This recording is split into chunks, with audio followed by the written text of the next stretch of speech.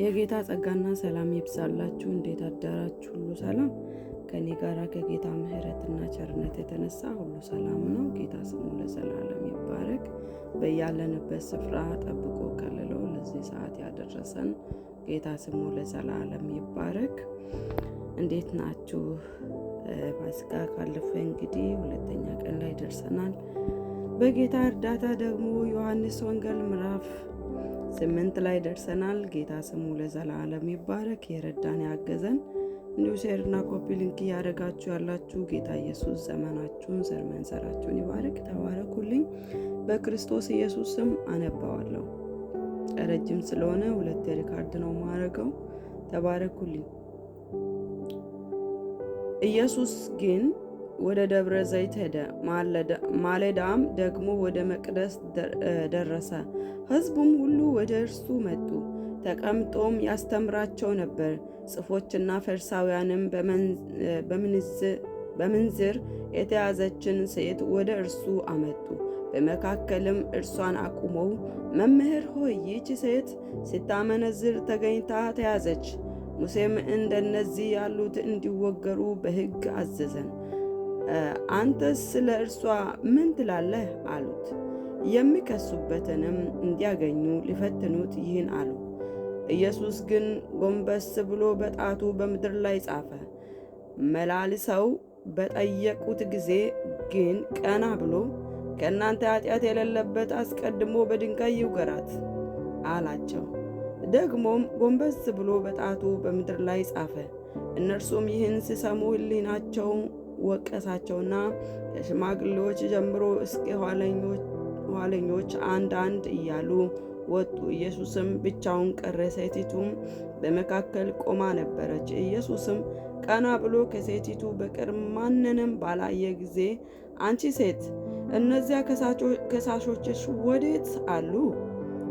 የፈረደብሽ የለምን?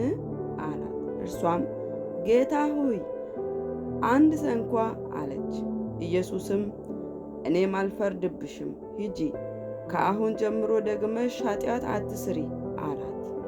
ደግሞም ኢየሱስ እኔ የዓለም ብርሃን ነኝ፣ የሚከተለኝ የሕይወት ብርሃን ይሆንለታል እንጂ በጨለማ አይመላለስም ብሎ ተናገራቸው። ፈሪሳውያንም አንተ ስለ ራስህ ትመሰክራለህ፣ ምስክርነትህ እውነት አይደለም አሉት። ኢየሱስ መለሰ አላቸውም፣ እኔ ስለ ራሴ ምንም እንኳ ብመሰክር ከወዴት እንደመጣው ወዴትም እንዲሄድ አውቃለሁና ምስክርነቴ እውነት ነው። እናንተ ግን ከወዴት እንደመጣሁ ወዴትም እንዲሄድ አታውቁም። እናንተ ሥጋዊ ፍርድን ትፈርዳላችሁ፣ እኔ በአንድ ሰው እንኳ አልፈርድም። የላከኝ አብ ከእኔ ጋር ነው እንጂ ብቻዬን አይደለሁምና። እኔ ቢፈርድ ፍርዴ እውነት ነው። የሁለት ሰዎች ምስክርነት እውነት እንደሆነ በሕጋችሁ ተጽፏል።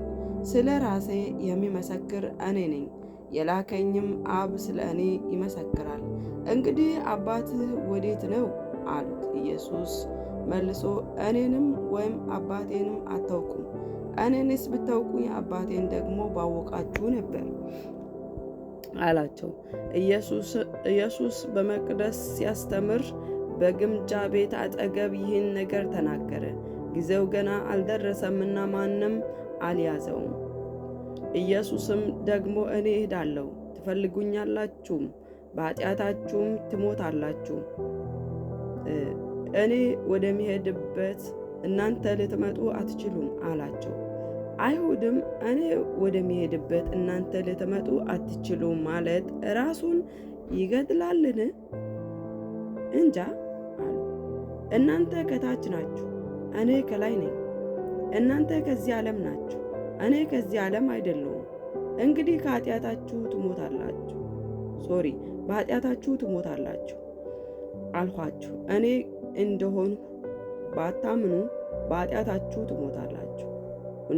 ትሞታላችሁና አላቸው። እንግዲህ አንተ ማነህ? አሉት። ኢየሱስም ከመጀመሪያ ለእናንተ የተናገርኩት ነኝ። ስለ እናንተ የምናገረው የሚፈርደውም ብዙ ነገር አለኝ።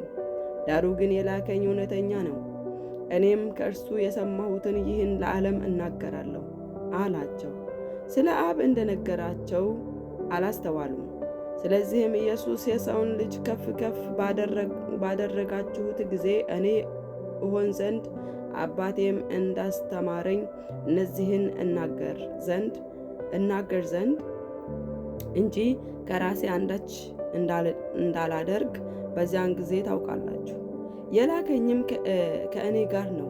እኔ ደስ የሚያሰኘውን ዘውትር አደርጋለሁና አብ ብቻዬን አይተወኝም አላቸው። ይህን ሲናገር ብዙ ሰዎች በእርሱ አመኑ። ኢየሱስም ያመኑትን አይሁድ እናንተ በቃሌ ብትኖሩ በእውነት ደቀ መዛሙርቴ ናችሁ፣ እውነትንም ታውቃላችሁ፣ እውነትም አርነት ያወጣችኋል አላቸው። እነርሱም መልሰው የአብርሃም ዘር ነን፣ ለአንድም ስንኳ ከቶ ባሪያዎች አልሆንም፣ አንተ አርነት ትወጣላችሁ እንዴት ትላለህ? አሉት። ኢየሱስ መልሶ እንዲህ ሲል እውነት እውነት እላችኋለሁ ኃጢአት የሚያደርግ ሁሉ የኃጢአት ባሪያ ነው። ባሪያም ለዘላለም በቤት አይኖርም፣ ልጁ ለዘላለም ይኖራል። እንግዲህ ልጁ አርነት ቢያወጣችሁ በእውነት አርነት ትወጣላችሁ። የአብርሃም ዘር መሆናችሁንስ አውቃለሁ። ነገር ግን ቃሌ በእናንተ አይኖርምና ልትገሉኝ ትፈልጋላችሁ።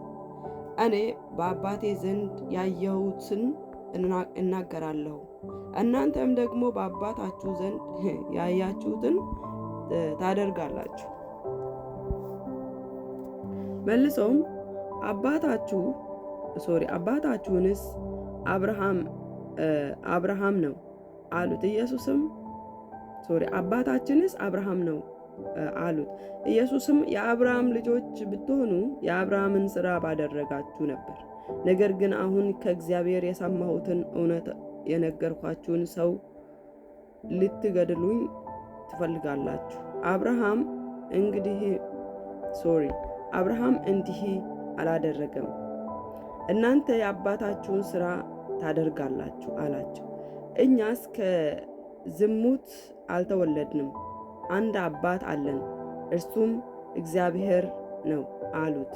ኢየሱስም አላቸው፣ እግዚአብሔርስ አባታችሁ ከሆነ በወደዳችሁኝ ነበር። እኔ ከእግዚአብሔር መጥቻለሁና እርሱ ላከኝ እንጂ ከራሴ አልመጣሁምና። ንግግርን የማታስተውሉ ስለምንድን ነው? ቃልን ልትሰሙ ስለማትችሉ ነው። እናንተ ከአባታችሁ ከዲያብሎስ ናችሁ፣ የአባታችሁንም ምኞት ልታደርጉ ትወዳላችሁ።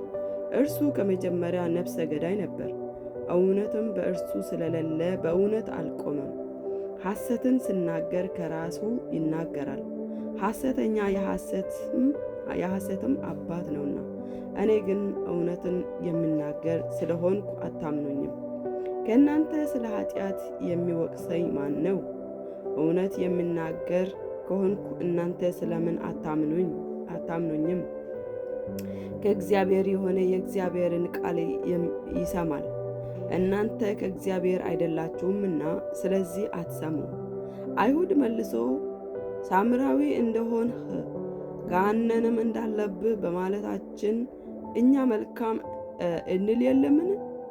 አሉት። ኢየሱስም መለሰ እንዲህ ሲል እኔስ ገሃነም የለብኝም፣ ነገር ግን አባቴን አከብራለሁ፣ እናንተም ታዋርዱኛላችሁ።